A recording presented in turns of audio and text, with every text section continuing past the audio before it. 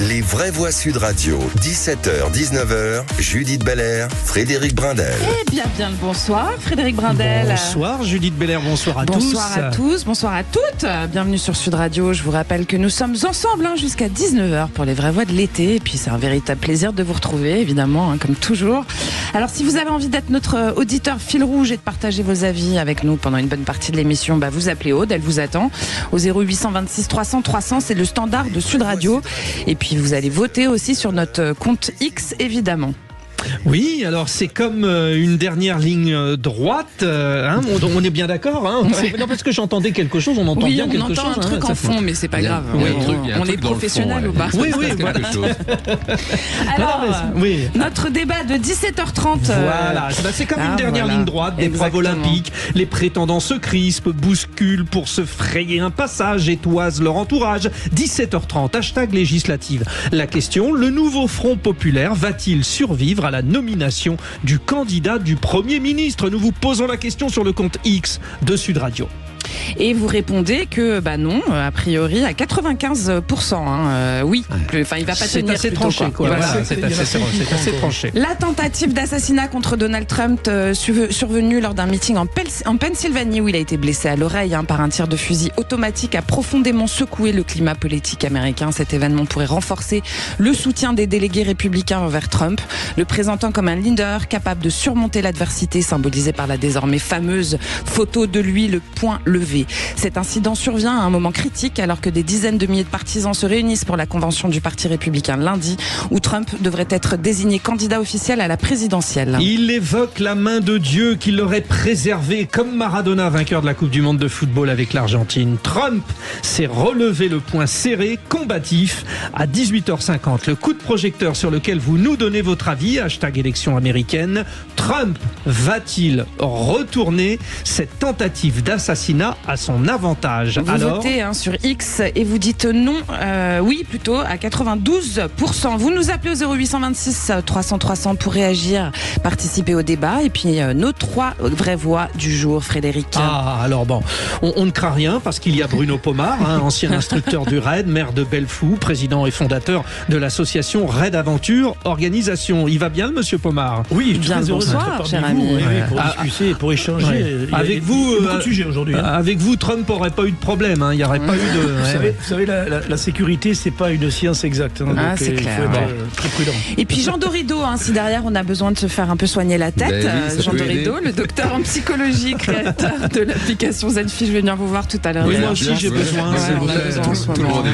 Vous nous faites un prix, mon Jean, bien sûr. On a travaillé d'abord, on va discuter.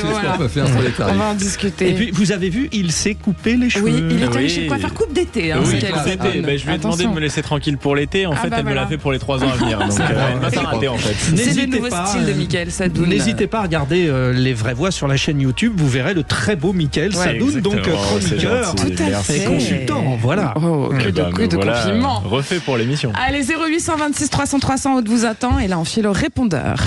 Hélène de Clermont-Ferrand. Voilà, je vous téléphone au sujet des JO. Il y a aussi les porteurs de flammes, donc qui passent partout en France, dans des endroits, dans des villages, dans des petites villes. Moi, j'ai vu une image très émouvante, une bénévole de basket, d'un club de basket d'une toute petite commune qui portait la flamme. Elle était très émue. Et il y a les critiques incessantes sur les JO, avec les petits sourires narquois habituels, ça va être une catastrophe, c'est pas ci, c'est pas ça, etc. Donc il y a beaucoup de mépris vis-à-vis de tous ces gens qui sont impliqués, vraiment au quotidien depuis longtemps. Et puis il y a ce petit côté mépris social, c'est vrai que ce qui se passe dans les petites villes ou les villages, ça n'a pas beaucoup d'importance pour ces personnes qui occupent les écrans. Voilà, alors merci. Mépris social, carrément. Oui, mais je suis d'accord avec Hélène. Il y en a marre de critiquer les Jeux Olympiques. C'est magnifique, vous avez vu. C'était très bien. Ouais. Moi, j'ai vu hier le spectacle de pyrotechnie et vraiment, je vous le dis, j'étais très fier d'être français en regardant ça.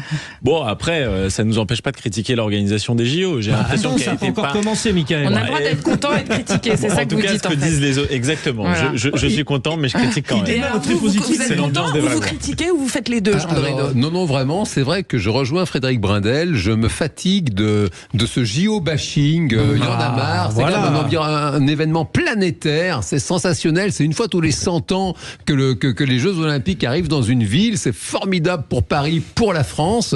Et c'est vrai que je serais heureux, c'est vraiment à l'aube de cet événement planétaire, qu'on soit tous unis quand même derrière cette compétition sensationnelle que sont les Jeux Olympiques. Et c'est beau là, toutes nos stars, et puis les inconnus aussi, monsieur tout le monde. Cette dame l'a dit, elle bénévole de basket. C'est quand même magnifique. Sûr, et puis hier, Mickaël a regardé là pour dépolluer la scène. Est-ce que c'est pas un peu trop entre nous? Mais entre nous, Mickaël a regardé personne ne nous écoute. Mickaël a regardé la pyrotechnie. Moi, j'ai regardé le défilé militaire du 14 juillet sur l'avenue Foch, exceptionnellement, justement, comme chaque année, et c'était magnifique, et notamment à la fin de voir tous ces gamins arriver avec la flamme, et franchement, et une Marseillaise, vraiment, ça faisait des années que je n'avais pas entendu une si belle orchestration de la Marseillaise.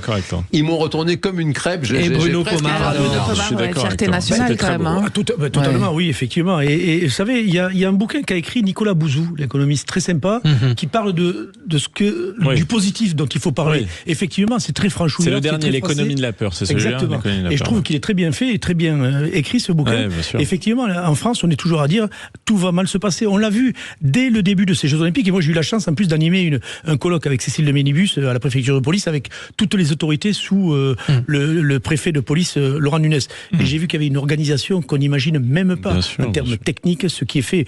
Et encore une fois, on l'a vu, l'arrivée de la flamme à Marseille, on nous a dit il va y avoir du bazar, il va y avoir des problèmes. Il y avait 6000 policiers. Rien ne s'est passé. La flamme se balade partout en France et tout se passe bien. Et voilà, ça va bien se passer. Allez, 0826 300 300, vous nous appelez, vous réagissez, vous passez vos coups de gueule. Parlons vrai sur Sud Radio. Et on reçoit notre auditeur du jour. Adrien, vous nous appelez de Brest. Bonjour Adrien. Bonjour Sud Radio. Adrien, bonjour, il pleut chez vous ou pas? Non, ça va, il y a du soleil. Et ben voilà, c'est le monde à l'envers. Voilà. Alors Adrien, vous avez envie de taper un petit coup de gueule aussi. Oui, tout à fait. Un peu lié à ce qu'on vient de dire d'ailleurs. Oui, par rapport au 14 juillet, c'est surtout par rapport aux médias qui ont tendance à, on va dire, déformer un peu la réalité des choses. Par rapport à la présence du public lors du 14 juillet depuis que la présidence est tenue par M. Macron. Alors mais dites-nous. Mais encore. On Donc, vous si écoute. vous voulez, hormis les familles des militaires et certaines On vous entend mal. Rapprochez-vous bien. Rapprochez-vous bien du téléphone ou on ne sait quoi d'ailleurs, mais. Allô. Oui, Adrien, sortez la tête du frigo. On sait que Brest, c'est dans le Finistère, c'est la fin de la Terre, mais vous êtes encore sur Terre. J'ai toujours les pieds sur terre. Voilà. Juste les pieds alors. Alors on vous écoute, allez-y rapidement. Adrien. Donc oui, c'est par rapport aux médias comme TF1 ou France 2 qui parlaient de comment dire j'en perds mes mots. Il disait qu'il y avait beaucoup de monde et vous dites qu'il n'y a pas beaucoup de monde. Vous trouvez qu'ils exagèrent quoi? Sur les festivités du 14 juillet. Oui, c'est ça. Lorsqu'on écoute vraiment hors micro des commentateurs, on n'entend pas beaucoup de bruit, c'est relativement calme. Limite, on se croirait dans une cathédrale. Le cadrage est bien fait pour qu'on ne se doute de rien, mais on sait très bien que s'il y avait vraiment toute cette population dépeinte par nos journalistes, il y aurait plus de sifflements que cela. Bon, on va revenir dessus. On a bien entendu votre point de vue. Le 14 juillet, qui était autour de la table au 14 juillet? Jean Dorido, il y avait beaucoup de monde ou pas? J'ai vu du monde, effectivement. Maintenant, bon, après, je respecte le sentiment d'Adrien. Mais enfin, je peux vous dire, Adrien, comme chaque année, c'était vraiment la place de l'Étoile. Et tout ce quartier comme ça du défilé était noir de monde. Non, mais ce qui a changé, c'est surtout que c'était pas sur les champs, quoi. C'était avenue Foch. Donc, il y avait mécaniquement forcément, beaucoup moins de place. Forcément, il y a moins de monde. D'habitude, les gens, ils se massent aux abords des champs. Là, c'est pas Allez, possible. on fait un petit point Tour de France, même s'ils sont en repos le lundi. Il faut faire un petit point avec Vincent Barthaud, n'est-ce pas, Frédéric? Oui, allez, générique. Agriconomie.com, le site partenaire des agriculteurs, présente Sud Radio fait son Tour de France. Bonsoir Vincent Barthaud.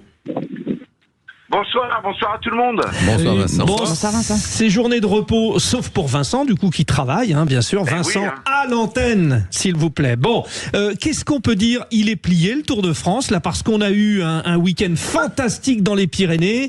Un Pogacar, 2 Vingegaard, 3 Evenepoel, ça ne va pas bouger. Non, ça va pas bouger. Mais enfin, tant qu'on n'est pas arrivé à Nice, on peut quand même avoir quelques surprises, surtout cette dernière semaine, qui est vraiment très difficile. Mais Pogačar à 3 minutes d'avance, je crois que c'est déjà un bon matelas. Mais voilà, tant qu'on n'est pas arrivé à Nice, on peut pas dire que c'est lui qui va gagner le Tour. Bon, Vincent, autour de la table, on a une vraie voix, mais qui est fan de cyclisme. En plus, son fils, Joseph, il est encore plus fan. Il est encore plus fan Joseph, de cyclisme. un petit mot. Ouais.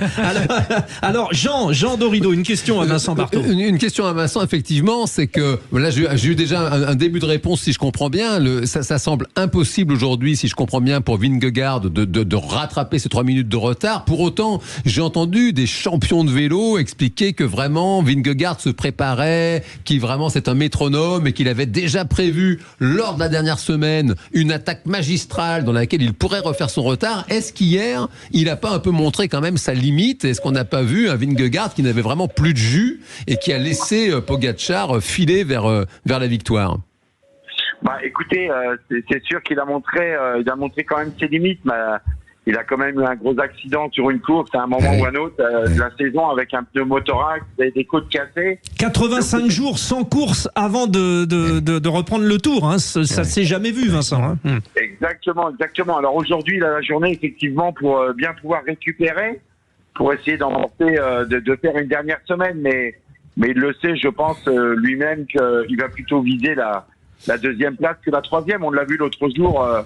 Faire vraiment l'effort pour distancer Evenepoel pour assurer sa deuxième place au classement général. Mais bon, encore une fois, cette dernière semaine est vraiment très difficile, donc on va en savoir un peu plus.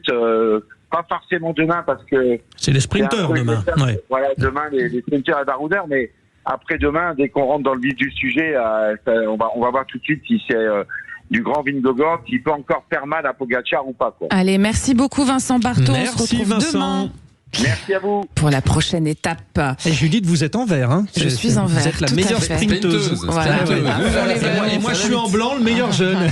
Allez, les 3 mots dans l'actu, c'est dans un instant. Restez avec nous tout de suite. Les vraies voix Sud Radio, 17h, 19h, Judith Belair, Frédéric Brindel. Merci d'avoir choisi Sud Radio, c'est un bon choix, les vraies voix de l'été, hein. C'est en ce moment. Hein, voilà. Très touché. Que je vous ai choisi. Oui, aussi. Bon, je l'ai perturbé, vous avez vu, il n'est pas compliqué à perturber. Peut-on tout dire? On vous rappelle les 3 mois de l'été d'aujourd'hui. Bruno Pomar, vous êtes maire de Belleflou, ancien instructeur du RAID et président et fondateur de l'association RAID Aventure Organisation. Jean Dorido, vous êtes docteur en psychologie et en plus très brillant. Ouais, merci de rappeler, Frédéric Brindel. C'est dans la fiche Wikipédia. Ne changez rien. C'est extrêmement vrai. Mickaël Sadoun, vous êtes chroniqueur et consultant. Oui, ça vous va comme définition? Ça me va très bien, c'est pas mal. Allez, les 3 mots dans l'actu. Moins de prestige que dans le raid, mais bon, on va s'en contenter. Hein. Les 3 mots de l'actu de Félix Mathieu. Les vraies voix Sud Radio. Vos 3 mots du jour, Félix: convention, négociation et police. Donald Trump attendu comme le Messie par des dizaines de milliers de supporters à Milwaukee pour la convention républicaine. L'ex-président déjà arrivé sur place après la tentative d'assassinat de ce week-end. Les négociations se poursuivent à gauche pour tenter de trouver un nom de Premier ministre à proposer. Pendant ce temps, le camp présidentiel affine sa stratégie pour la suite. Et puis des blindés de la police qatari créent la surprise dans les rues parisiennes. Les renforts étrangers ont fait leur apparition pour les JO alors que la flamme passe dans la capitale. Les vraies voix Sud Radio. Auréolé par le sang d'une tentative d'assassinat manquée de quelques millimètres, Donald Trump est donc arrivé à Milwaukee, l'ancienne ville industrielle au bord du lac Michigan, où il va être sacré officiellement comme candidat désormais incontesté du Parti républicain. Une grande messe sous haute tension avec des policiers plein les rues. L'image de Donald Trump a ensanglanté, le poing levé ce week-end, renforce encore l'idée d'une victoire désormais inévitable face à un Joe Biden déjà affaibli. Même le président ukrainien se prépare à faire face à une nouvelle administration Trump, un scénario que Volodymyr Zelensky dit ne pas redouter malgré des mois de blocus républicain quant à l'aide à son pays. Je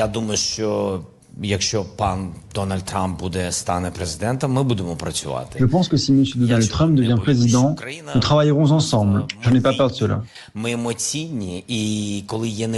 Nous, les Ukrainiens, sommes en guerre, nous sommes émotifs. Et quand il y a de l'incertitude, le parti républicain est différent. Il y a des faucons dont les messages sont plus à droite ou plus radicaux, probablement. Mais je tiens à vous dire que la majorité du parti républicain soutient l'Ukraine et le peuple ukrainien.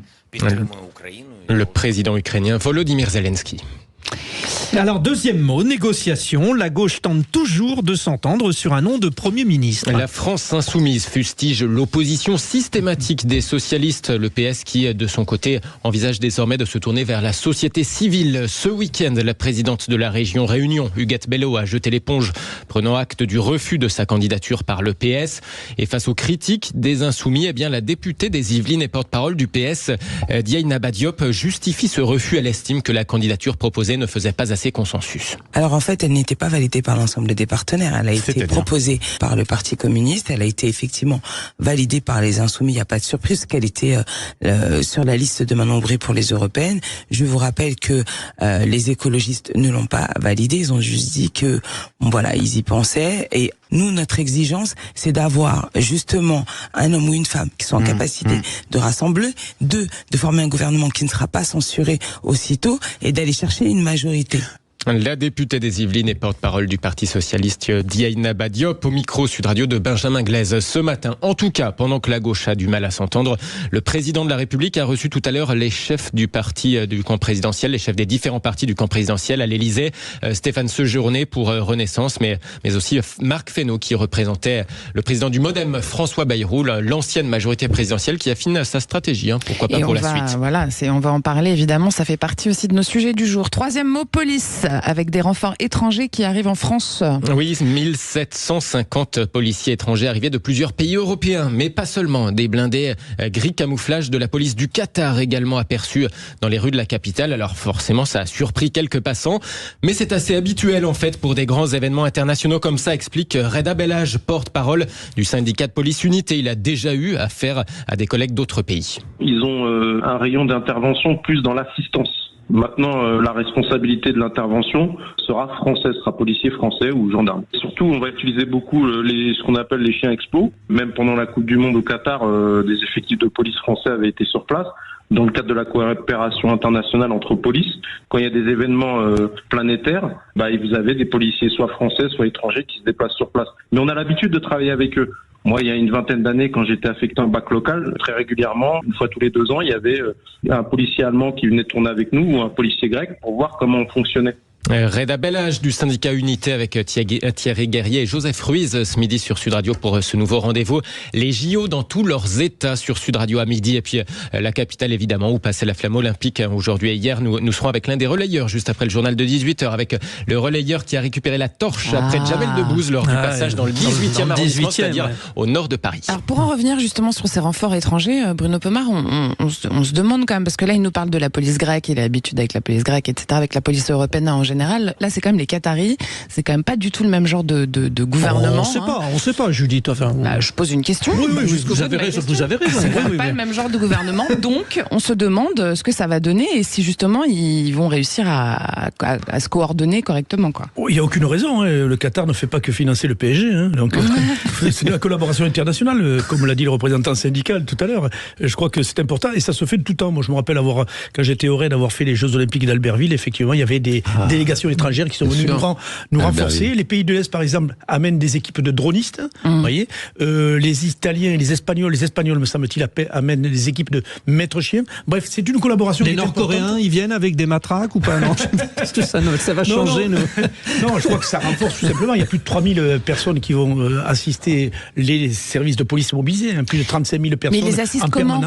Les Qataris assistent comment? Parce que des services français, c'est-à-dire ils ne seront pas lancés dans la rue, je dirais seuls. Ils seront assistés de la police française, que ce soit la police au niveau de la préfecture de police, la DESPAP et la DOPC, qui sont les 2 grands services de la préfecture de police. Et encore une fois, ces dispositifs étrangers, encore une fois, viendront en assistance de nos équipes. Mais Jean Dorido, attends, chacun son tour. Jean Dorido. Est-ce qu'on peut quand même lancer le message s'il y a des personnes qui envisageaient quand même de faire les 400 coups, il vaut mieux se tenir à carreau quand même, vu le monde.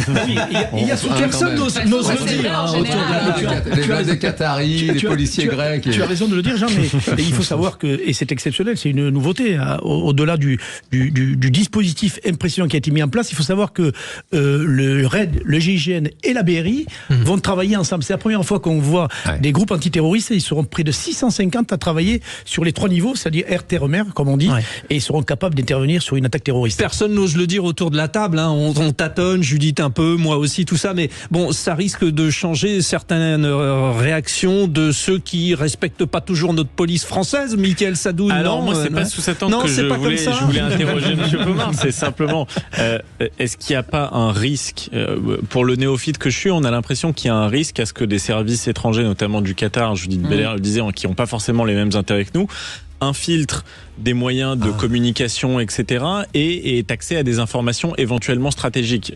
Ça ne représente absolument aucun risque. Très sincèrement, non. On peut pas dire ça. Les services de la DGSI sont des services seuls, uniques, et qui travaillent évidemment à autonomie totale. Voilà, tout à fait. D'accord. Les autres ils sont pas en communication avec les forces qatariennes, etc. Purement de la sécurité publique qu'ils vont faire. Là. D'accord. Il n'y a aucun danger de suivre, évidemment. Allez. En tout cas, tenez-vous à carreau pendant les JO. Je dis ça. Allez, Huguette Bello, elle est soutenue par le Parti communiste et la France insoumise, mais elle semblait être une candidate potentielle, mais elle s'est retirée de la course. Manuel Bompard, le coordinateur national de la France insoumise, accuse le Parti socialiste de bloquer les discussions en rejetant toutes les propositions. Alors le nouveau Front populaire est dans la passe. Oui, donc notre grand débat s'ouvre dans un instant autour de cette question, #législative. Le nouveau Front populaire va-t-il survivre à la nomination du candidat Premier ministre? Nous en parlerons dans un instant avec un des membres influents du Parti socialiste, Arthur Delaporte, député du Calvados. Allez, restez avec nous, à tout de suite. Vraie Voix Sud Radio, le grand débat du jour. Malgré plusieurs réunions, le nouveau Front populaire n'est pas d'accord sur un nom qui rassemble. La négociation pour désigner un candidat unique au poste de Premier ministre et former un gouvernement est difficile, voire impossible. Bien que Huguette Bello ait été proposé et soutenu par la France insoumise et le Parti communiste, son retrait a exacerbé les tensions. Manuel Bompard, le coordinateur national de LFI, accuse aujourd'hui dans la presse le Parti socialiste de refuser toutes les propositions, créant ainsi une situation de blocage. Quelle impasse? Quelles sont les dynamiques internes de la coalition à changer? Pourquoi le PS refuse-t-il les propositions? Quelles implications pour l'avenir de la gauche française? Allez, parlons vrai. Avez-vous pensé une seule seconde, vous les auditeurs de Sud Radio, que les 4 partis principaux du nouveau Front populaire s'entendraient sur le choix d'un candidat pour Matignon? L'ombre de la NUPES n'assombrit-elle pas les espoirs d'union sacrée? Question ce soir pour le grand débat, #législative. Le nouveau Front populaire va-t-il survivre à la nomination du candidat Premier ministre? Qu'est-ce qu'il se dit, Judith? Alors vous votez sur X et vous nous dites non à 90%, c'est assez clair. Arthur Delaporte, député du Calvados, secrétaire national du Parti socialiste et porte-parole du groupe PS. Alors ça va évoluer évidemment parce que tout va changer jeudi. Il est avec nous. Bonsoir Arthur Delaporte. Bonsoir. Bonsoir. Bienvenue. Bon, on va faire le tour de la table, mais j'aimerais juste que vous nous répondiez. On va y arriver ou pas? Vous allez y arriver ou pas? Rapidement. On n'a pas le choix. On a été élu par les Françaises et les Français, placé en position d'être la première force politique à l'Assemblée nationale. Et donc notre rôle, c'est de proposer un nom pour siéger à Matignon. Et donc voilà, ça c'est ce qu'on doit faire. Maintenant, il faut aussi que le président de la République, fasse ce qu'il doit faire, c'est-à-dire qu'il nomme cette personnalité. Bon, alors chacun autour de la table va bien vous provoquer. Préparez-vous bien, Arthur Delaporte. Michael Sadoun, le premier d'entre eux, et pas le dernier. Ça, c'est sûr. Non, mais écoutez, moi, la première chose que j'ai à dire, c'est que, mais ça ne concerne évidemment pas que la gauche, les alliances qui se font avant élection ne tiennent pas après élection, donc ça induit un certain désordre démocratique, et je pense une certaine déception parfois de la part des électeurs qui ont voté pour une projection de coalition et ne l'ont pas au final. Après, moi je comprends tout à fait, je dirais le PS et sa stratégie, ils sont plus au barycentre de la vie politique que la France insoumise, même si la France insoumise a légèrement plus de députés que le PS. Donc je pense qu'ils ont la légitimité politique pour tenir sur leur position. Voilà, je vais plutôt donner raison. J'ai pas très bien compris en fait ce que vous disiez là. Arthur Delaporte. Oui. Vous dites que, en gros, la France insoumise est légitime ou le PS est légitime? Ah non, le PS est légitime. Ah oui, moi je l'avais compris comme ça aussi, Arthur Delaporte. Bah oui, même avec un déficit de députés par rapport à LFI, je trouve que le PS est plus légitime parce qu'il est plus au barycentre de la vie politique quand même, et que les gens qui ont voté pour la France Insoumise l'ont peut-être fait aussi dans une optique de coalition des gauches. Si elle n'arrive pas à se créer, alors je ne sais pas exactement quelle est la position du PS, et j'entends que vous êtes sur une position hésitante entre une coalition de gauche ou une coalition possible avec Renaissance. Est-ce que c'est vrai ou pas du tout? Non, pas du tout. Pas du tout. Je sais pas d'où vous pouvez dire ça, parce que nous, nos positions, celle d'Olivier Faure, celle de Boris Vallaud et celle que je porte ce soir, par exemple, elles sont constantes. Elles sont de dire que ceux qui doivent être au gouvernement, et c'est ce que je viens de vous dire là, c'est le nouveau Front populaire. Ce qui ne veut pas dire qu'à l'Assemblée nationale, on ne devra pas aller chercher des majorités plus larges, mais ça, c'est purement arithmétique, c'est de bon sens. C'est-à-dire qu'on n'a pas de majorité absolue à l'Assemblée nationale, et donc il faudra aller chercher des voix d'autres camps politiques. Ça pourrait être des députés de Renaissance, ça pourrait être des députés des Républicains, par exemple, pour mener des projets d'intérêt général. Donc voilà, moi je suis plutôt sur la posture de 1. Nous devons respecter le vote des électeurs qui ont voté pour une coalition, celle du nouveau Front populaire, et qui nous ont placés en tête. Et derrière, notre responsabilité collective, c'est de proposer en commun un nom pour la France. Moi, j'entends que la France Insoumise a fait un communiqué ce soir qui est, on va dire, assez agressif vis-à-vis du Parti Socialiste en disant que c'est nous qui sommes les responsables. Mais moi, j'aimerais bien qu'ils nous expliquent de quoi on est responsable, puisque depuis le début, on est autour des négociations, qu'on fait des propositions, qu'on dit quand est-ce que c'est consensuel, quand est-ce que ça ne l'est pas. Et là, en fait, de nulle part, ils nous disent, bon, bah voilà, c'est plus possible de discuter avec vous parce que vous voulez un nom de la société civile. Mais nous, on a juste dit, on met un nom de la société civile dans le débat, et je pense qu'on est aussi en capacité d'avoir des consensus sur des noms qui ne sont pas strictement issus des différentes formations politiques. Alors justement là-dessus, Jean Dorédo, on entend Arthur Delaporte dire qu'il faut un candidat nouveau Front populaire, mais le PS, il n'arrête pas de refuser les propositions qu'on lui fait aussi. Selon vous, et vous allez pouvoir y répondre ensuite, Arthur Delaporte, ces refus, ils sont plutôt d'ordre idéologique, plutôt d'ordre stratégique? On peut se poser la question. Alors, Jean Dorédo d'abord. Oui, le point de vue psychologique, d'ailleurs, ça va être intéressant. La psychologie du machiavélisme en politique. Non, mais bien malin celui qui peut comprendre les coups de billard à 3 bandes dans cette union qui n'a, à mon sens, et j'ai une question pour vous, monsieur le député, cette union qui n'a, à mon sens, d'union que le nom, le NFP. On voit la limite aujourd'hui. C'est Manuel Valls, socialiste comme vous, monsieur le député, qui parlait. Non, pas du tout. Il y a déjà ça fait 7 ans qu'il a quitté le Parti Socialiste. Qui parlait, il était avant vous, en tout cas, ça c'est sûr. Et il parlait il y a déjà longtemps. Il a juste 30 ans plus que moi, mais il parlait il y a déjà longtemps, ce monsieur qui a été, lui, Premier ministre, qui sait ce que c'est que d'être vraiment au plus haut de fonction de l'État. Manuel Valls parlait déjà des gauches irréconciliables. Et là, on voit toute la limite, si vous voulez, de ces alliances contre nature qui sont réalisées dans un but purement électoraliste. Les Français, monsieur le député, n'ont pas voté pour le NFP. Ils ont voté contre l'arrivée au pouvoir du Rassemblement national. C'est pas besoin d'être politologue pour le comprendre. Les Français au premier tour ont voté massivement pour le Rassemblement national qui arrivait en tête, et puis il y a eu ce front dit républicain, et donc les Français clairement ont exprimé leur désir de ne pas voir le Rassemblement national au pouvoir. Et votre collègue monsieur Glucksmann l'a très bien rappelé le soir même des élections en disant qu'il mesurait à quel point justement il fallait composer. Et moi, ma question aujourd'hui, c'est de savoir, vous qui êtes membre du Parti Socialiste et député de la République, quels sont les noms que vous proposez, et quel parti quel parti vous venez de refuser vous venez de refuser une communiste. Quel parti, d'après vous, serait éligible à proposer un Premier ministre? Alors, et puis déjà, je vais vous reposer aussi ma question stratégique, idéologique, les refus, on peut avoir un petit point global, s'il vous plaît. Arthur Delaporte. Alors, je crois qu'il y a à peu près 25 minutes de questions, donc je vais essayer de résumer pour y répondre. Non, pour ce qui est de la première question, parce que vous avez dit que vous avez multiplié les refus. C'est faux. De ce qui est sorti dans la presse. D'après ce que dit monsieur Bompard, en tout cas. Oui, mais en fait, Manuel Bompard, il dit ce qu'il veut. Mais jusqu'alors, vous avez dit non, quand même. Il n'y a qu'un nom qui a été évoqué publiquement, qui est celui d'Huguette Bello. Oui, publiquement. On a fait un conseil national samedi dernier, et sur ce nom-là, on a dit que ça ne faisait pas consensus. Mais encore une fois, je peux vous dire qu'on a mis plein de noms dans le débat public, et pour le coup, la France Insoumise en a refusé un certain nombre. Donc on ne va pas s'accuser les uns les autres de... C'est ce que vous faites, c'est ce que vous faites, soit dit en passant. Hein. Ouais. Vous vous accusez quand même les uns les autres depuis ce matin. Je dis que ce n'est pas responsable. parce que en fait, il y a des discussions qui ont lieu, il y a des négociateurs, et franchement, moi, je préfère faire confiance à ceux qui négocient pour essayer d'évaluer les qualités des uns et des autres, mais pas jouer l'opinion contre les uns ou l'opinion contre les autres, parce que ça n'a aucun sens. Parce qu'en plus, vous n'êtes pas d'accord. Franchement, ça n'a rien à voir, le PS et les LFI, non, Arthur Delaporte. Non, mais en fait, là, vous me posez une question sur les noms. Moi, je vous réponds sur les noms. Oui. Après, si vous voulez qu'on parle des accords ou des désaccords, moi, je suis élu du Nouveau Front Populaire. C'est une plateforme programmatique avec une plateforme commune, un projet commun qui répond aux attentes des Françaises et des Français sur la valorisation des salaires, sur le pouvoir d'achat, sur la santé, sur un certain nombre de sujets. Et ben ça, moi, je le défends, et je le défends avec des insoumis, avec des communistes, avec des écologistes, avec des membres de la société civile. Et ça, ben, je suis désolé, mais c'est ce pourquoi j'ai été élu. J'ai eu 40% des voix qui se sont portées dans ma circonscription au premier tour sur ce projet-là.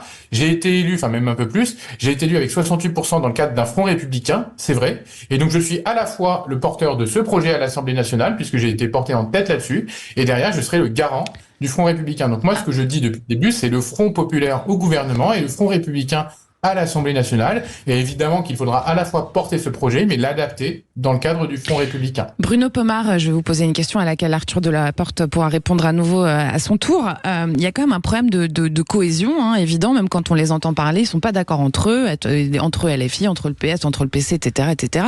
Il y a quand même un problème de crédibilité de cette coalition Nouveau Front Populaire. On se pose des questions. Ben, en fait, c'est pas nouveau. Hein. Regardez la NUPES, déjà, comme ça a démarré. C'est une espèce d'amalgame de micro-partis qui ont disparu la plupart quand on voit ce qu'était le Parti Socialiste avant, ce qu'était le Parti Communiste, ce qu'était le RPR, etc. Il a juste fait 15% de l'européenne, le Parti Socialiste. Oui, mais monsieur, excusez-moi. Il a fait autant que le Parti présidentiel, donc je ne sais pas ce qu'on appelle un micro-parti. Oui, mais si, c'est un micro-parti. Ah, si, pour vous, il y a le 1,7% au présidentiel qui est l'élection reine de la 5e République. S'il vous plaît, chacun son tour. J'entends que vous soyez offensif, mais Olivier Faure a fini de tuer le Parti communiste au même titre que l'a fait Benoît Hamon. Bon, vous auriez dû laisser d'ailleurs Manuel Valls à Arthur Delaporte. Attendez. Moi, ce que je trouve, c'est que votre mouvement, c'est un mouvement fantoche, en fait. Il sert strictement à rien, et les Français vont s'en rendre compte très rapidement.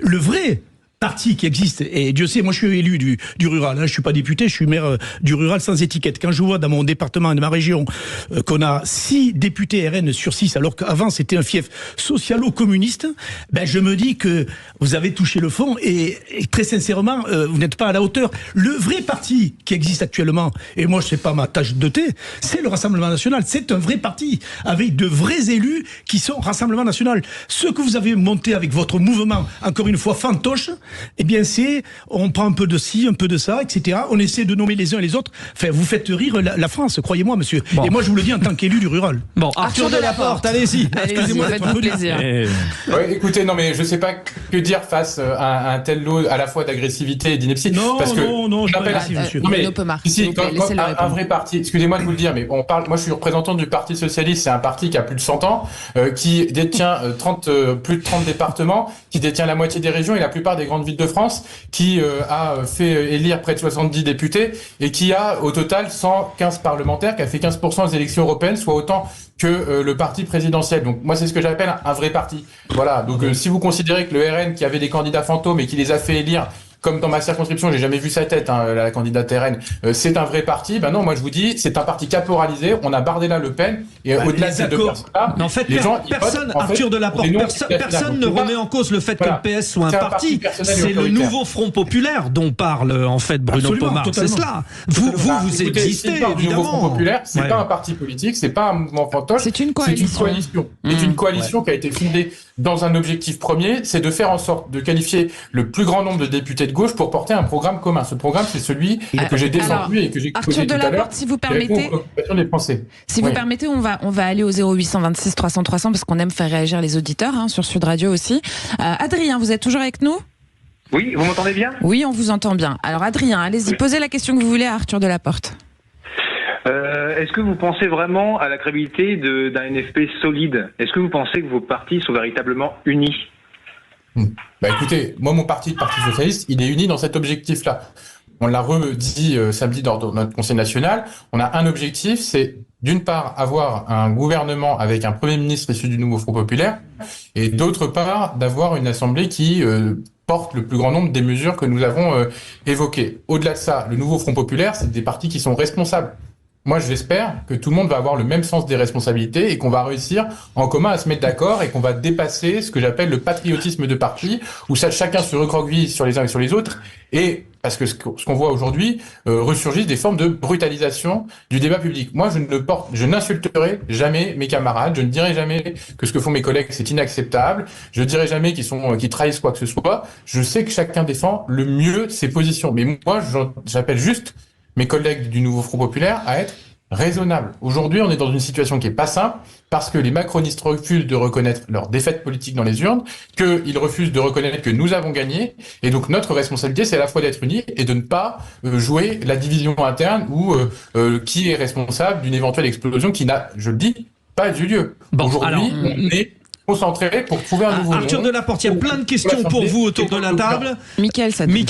Alors moi, c'est simplement 2 points. Vous parliez tout à l'heure de Front républicain, et là je vais rebondir sur ce que disait Bruno Pomar tout à l'heure. Pour moi, le Front républicain, il doit aussi s'appliquer à la France insoumise. Est-ce que vous avez vu les déclarations récentes de Rima Hassan, de Louis Boyard, de David Guiraud? Est-ce que ça vous fait réagir dans un sens particulier, compte tenu en plus de l'héritage politique que porte le PS et que doit probablement porter le PS à l'avenir? La deuxième chose, vous parliez tout à l'heure de victoire arithmétique du bloc de gauche. Est-ce que si Emmanuel Macron arrivait à trouver un pacte législatif avec LR qui leur donnerait plus de députés qu'au Nouveau Front Populaire, vous accepteriez que le gouvernement soit composé de macronistes et de LR? Voilà, 2 points. Moi, je dis chiche. Je dis chiche sur cette deuxième question. Pour l'instant, je ne vois pas en quoi les macronistes et les LR sont en capacité de former un gouvernement commun. Mais s'ils disent nos 2 blocs s'additionnent, eh ben, ils pourraient être le bloc arrivé en tête, mais je ne le crois pas. Déjà, d'une part, ils n'ont pas porté le même projet aux élections. Les Républicains ont fait toute leur campagne en expliquant qu'il y avait un échec du macronisme. Donc si demain, les uns et les autres sont en capacité de se renier, les macronistes avec ceux qui ont fait prospérer le Rassemblement National et les LR avec ceux qui ont projeté le pays dans la situation dans laquelle il est, écoutez, libre à eux. Mais aujourd'hui, c'est pas le cas. Donc vous n'irez pas marcher sur Matignon avec la LFI? Oui, parce que vous aussi, vous n'avez pas été d'accord avec LFI sur plein de points. Hein. On va pas tous les ressortir. Moi, je vais vous dire. Et c'est là qu'on en vient à mon premier point, qui est la question de la dissension morale profonde et du Front républicain. Alors, il est donc temps de répondre, Arthur Delaporte. Voilà, mais j'y réponds si vous m'écoutez. Attentivement. Alors, allez-y. C'est bon, vous m'autorisez, j'y vais. Donc, la question du Front républicain, pour moi, elle est très simple à définir. Le Front républicain, c'est comment des gens qui ne sont pas d'accord sur tout, par exemple, je ne suis pas d'accord sur tout, et loin de là, avec les macronistes, sont en capacité de se rassembler sur l'essentiel, c'est-à-dire la République. Qu'est-ce que c'est que la République? C'est un ensemble de valeurs. C'est en particulier le principe de liberté et d'égalité et de fraternité. Qui renie ces 3 principes en même temps, ces 3 grandes valeurs cardinales?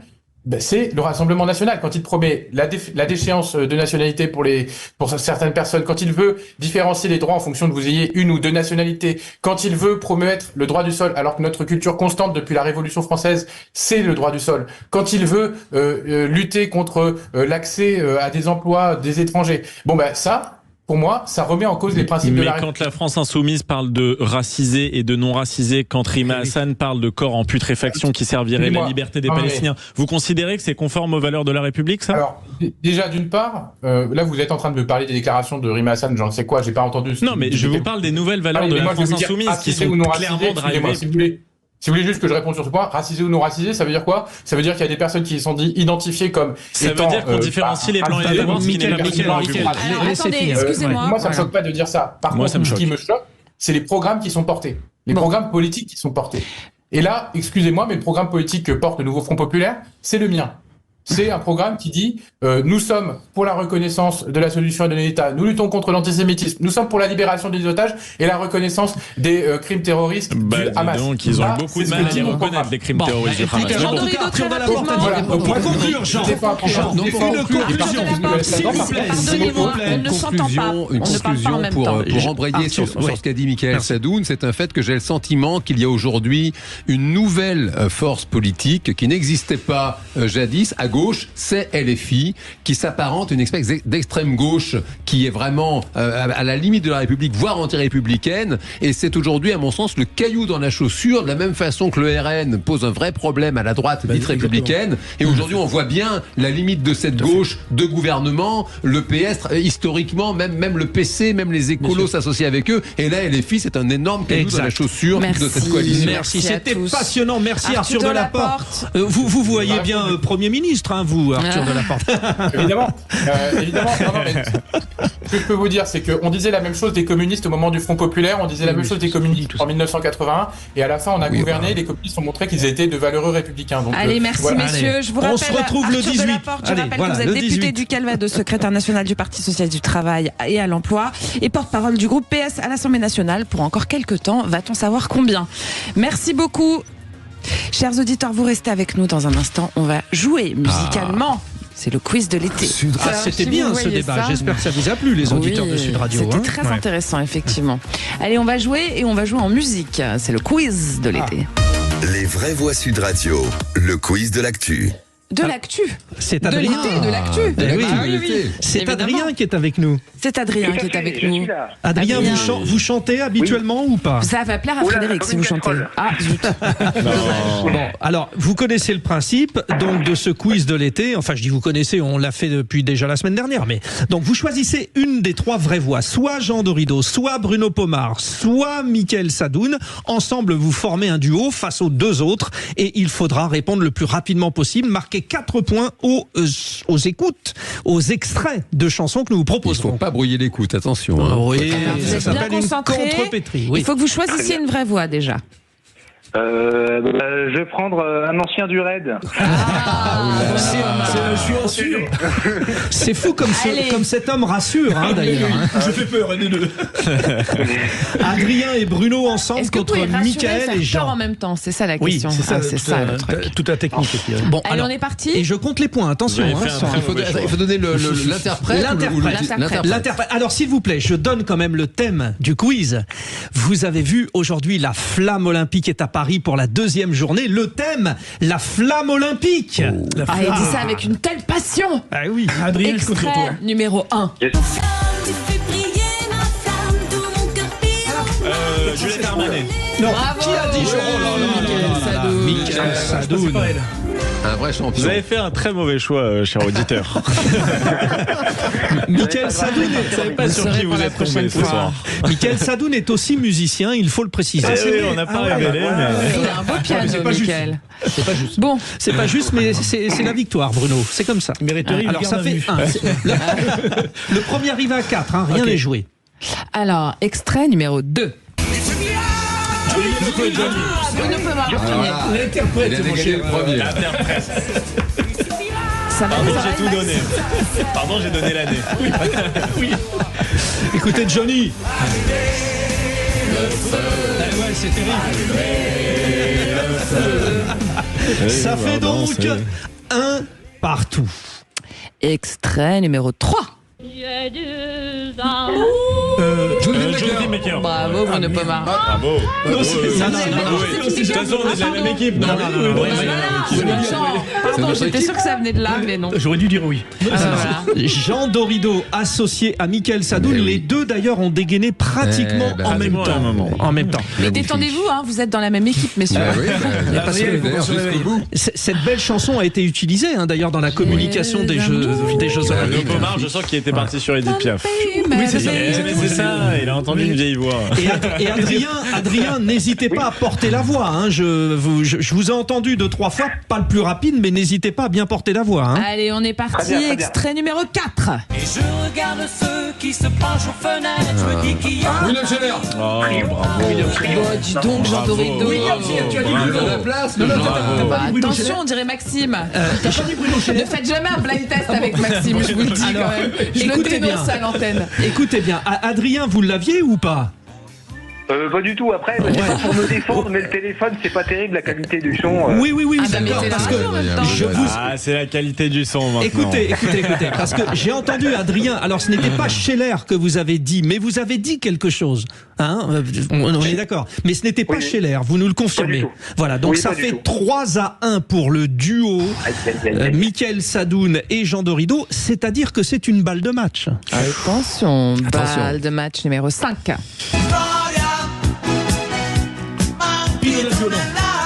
Non. Umberto Tozzi. Oh là là, mais quelle culture. On peut pas être mauvais en tout. Non, mais alors ça, franchement, là, j'aurais pas trouvé. J'adore une balle. Adrien ne comprend rien. Vous parlez pas italien, Adrien? Non, je parle pas trop italien. Adrien, c'est pas grave, je soupçonne qu'ils ont triché, mais enfin, j'ai pas de non. Il n'y a pas de tricherie. Mauvais perdant. C'est juste le côté bel italien du psychologue dont toutes les patientes sont amoureuses. Oui, parce que je précise qu'il a le premier bouton de la chemise ouvert et qu'il a la chaîne en or. Chemise ouverte, cheveux au vent, c'est... Chaîne en or qui brille. C'est ça qu'il disait ailleurs. Merci en tout cas, Adrien. C'est perdu, mais c'est comme ça. Allez, chers auditeurs, vous restez avec nous dans 10 minutes. Ça va être le tour de table de l'actu des vraies voix. Et puis juste avant, vous avez la parole avec Félix Mathieu. À tout de suite. On vous rappelle nos vraies voix du soir. Nous sommes avec Bruno Pomar. Oui, il y a également Mickaël Sadoun, très bien coiffé ce soir. Et Jean Dorido, toujours un petit mot aussi. Toujours un plaisir d'être avec vous, les amis. Ben voilà. Cette belle chemise ouverte sur un torse velu. Chaîne en or. J'ai vu plus velu. Je m'assure, j'en faut très peu de pilosité. Allez, vous avez la parole. Les vraies voix Sud Radio. Après le 14 juillet hier, la flamme olympique, Félix vient de passer une deuxième journée à travers la capitale. Oui, un premier passage à Paris avec le rond-point des Champs-Élysées et le Louvre hier pour la fête nationale, entre autres lieux symboliques, puisqu'elle a un peu écumé la capitale de long en large. Aujourd'hui, c'était Montmartre ce matin, les Buttes Chaumont ou encore le petit quartier de la Butte aux Cailles cet après-midi. Ce sera l'hôtel de ville ce soir. La flamme olympique reviendra dans même pas une dizaine de jours. Le 26 juillet au nord de Paris, à Saint-Denis, pour son arrivée, ce sera évidemment la cérémonie d'ouverture. Pour en parler, nous sommes en ligne avec l'un des relayeurs du jour. Bonsoir Vivien Boyibanga. Bonsoir. Merci Vivien. Le frère d'Abel. Le frère d'Abel, notre vraie voix. Bah oui. Bienvenue dans les vraies voix et merci d'être avec nous, fondateur de l'association Les Talents du 18, une association qui aide les créateurs de projets, les sportifs liés à des clubs du 18e arrondissement, c'est le nord de Paris. Ce matin, vous avez donc porté la flamme après Jamel Debbouze, boulevard Barbès, c'est ça? Ouais. C'est exact. Donc j'étais ce matin le 10e relayeur de la première séquence et j'ai eu du coup l'immense honneur d'abord, avant de parler de Jamel Debbouze, c'est d'abord un immense honneur d'être choisi parmi les 10 000 porteurs qui vont faire les 68 étapes de cette flamme olympique et voilà, un peu avant 9h, du coup j'ai reçu des mains de Jamel Debbouze cette flamme olympique boulevard Barbès et pour moi, c'est un honneur parce que il y a plusieurs symboliques. C'est que premièrement, boulevard Barbès, c'est un petit peu mon quartier parce que je suis vraiment un enfant du 18e. Et deuxièmement, dans la symbolique, ce qui était assez intéressant pour moi, c'est que finalement, j'étais un peu le relayeur qui faisait un peu la jonction entre plusieurs quartiers. Je partais de Barbès jusqu'à Montmartre. Donc finalement, c'était un petit peu moi ce qui m'anime beaucoup, c'est-à-dire rassembler les gens. Et je trouvais que cette journée olympique, elle rassemble bien les gens, elle est vraiment très agréable. Elle n'est pas encore terminée, faut le rappeler aux auditeurs. Et en plus, au moment du passage, il était en direct sur France 2. Ouais. Il a fait de l'audience. Ça fait du bien à entendre quand même aussi, parce qu'on entend beaucoup de gens se plaindre, mais quand on entend quelqu'un comme vous, Vivien, parler avec plaisir de ce relais de la flamme, bon, ça fait du baume au cœur, quoi. Bah oui, après il faut voir le positif, c'est-à-dire que les jeux c'est quand même pour moi une source d'opportunité.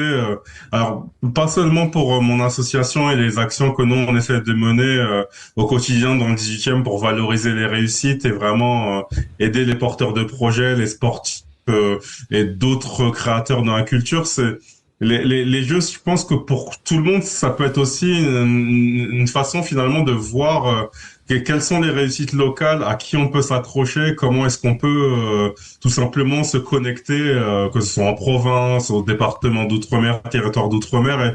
finalement, c'est ça un petit peu peut-être ce qui nous manque tous, c'est-à-dire que souvent on a beaucoup de projets, beaucoup de talents, mais parfois on va chercher très très loin, alors que parfois la personne qui peut nous aider, elle peut être dans le même quartier, dans la même ville, etc.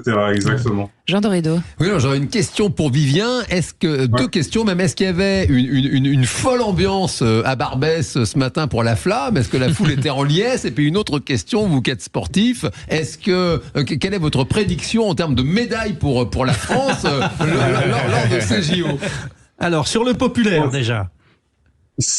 Alors, ça a été une vraie réussite, et pour le coup, même pour moi, c'est une interrogation, parce que faut le rappeler, l'étape a démarré dans le 18e à 8h10 à Porte de la Chapelle, et pour le coup, je me demandais comment tôt le matin, en plus un lundi matin où beaucoup de gens vont travailler, comment est-ce que ça allait se passer? Finalement, il y a eu vraiment beaucoup de monde, et pour expliquer en quelques secondes, c'est que nous, on a été amenés en bus, les relayeurs, on était déposés chacun à nos points de passage, et à chaque fois qu'on était déposés, on tombait sur beaucoup d'individus qui voulaient faire des photos avec nous, nous rencontrer, connaître notre parcours, et du coup, moi qui étais au point d'après, et qui attendait au milieu du boulevard Barbès et Jamel en bas, nous, ça a été vraiment un très gros engouement, avec beaucoup de gens qui ont ouvert leurs fenêtres, des gens qui ont attendu pour prendre leur métro, certains pour aller au travail, et je pense même qu'il y a certains patrons qui ont dû voir leur salariés arriver en retard à cause de nous, donc ça...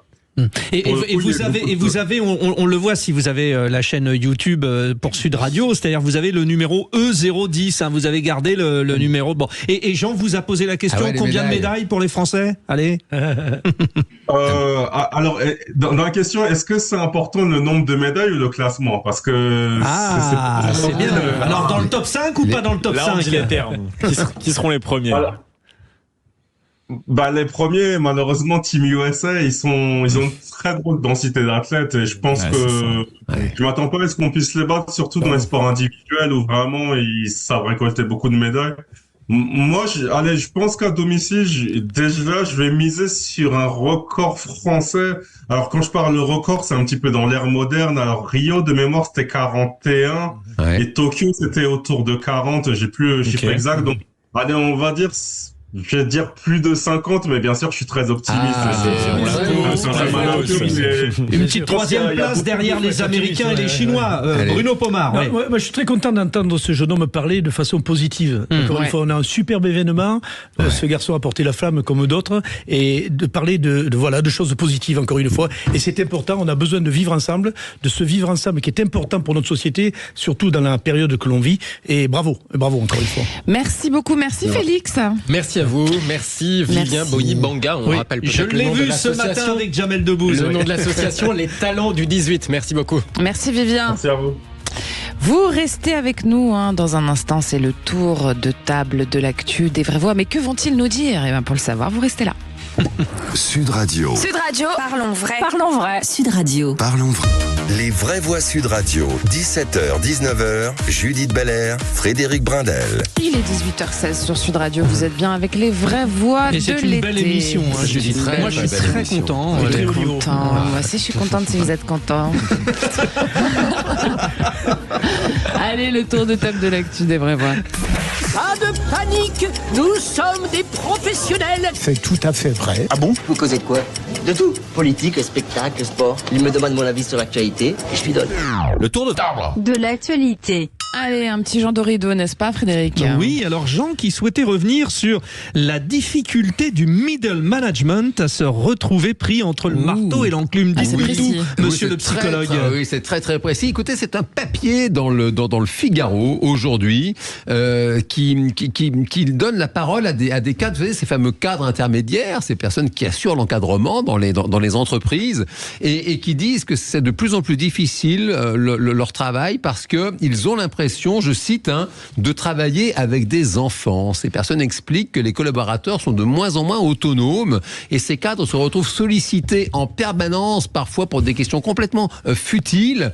Et bien sûr, comme d'autres sujets, ça ne s'est pas arrangé avec la pandémie. Et aujourd'hui, la gestion même des présences, même le rapport aux horaires de travail, c'est de plus en plus compliqué. Des collaborateurs qui sont de plus en plus fragiles, de plus en plus sensibles. On on connaît les vraies difficultés, la souffrance au travail, les burn-out qui se multiplient, et ce sont eux qui payent, si vous voulez, les pots cassés, ce management intermédiaire, parce que ils ont bien sûr leur direction qui leur met une pression de dingue, et cette population de collaborateurs qui a un rapport au travail, on pourrait presque dire, de plus en plus immature, et ça leur fait une énorme charge mentale, des sollicitations sur le smartphone qui arrivent finalement à n'importe quelle heure du jour et de la nuit, avec une espèce d'immédiateté attendue. Qu'est-ce qu'il y a au réfectoire ce midi? Enfin, des questions stupides. Si vous voulez, il y a un manager qui explique, et aussi un psychologue du travail qui dit, mais en fait, il faut expliquer au collaborateur que quand il peut trouver la réponse à sa question en moins de 5 minutes, il ne faut pas solliciter le management.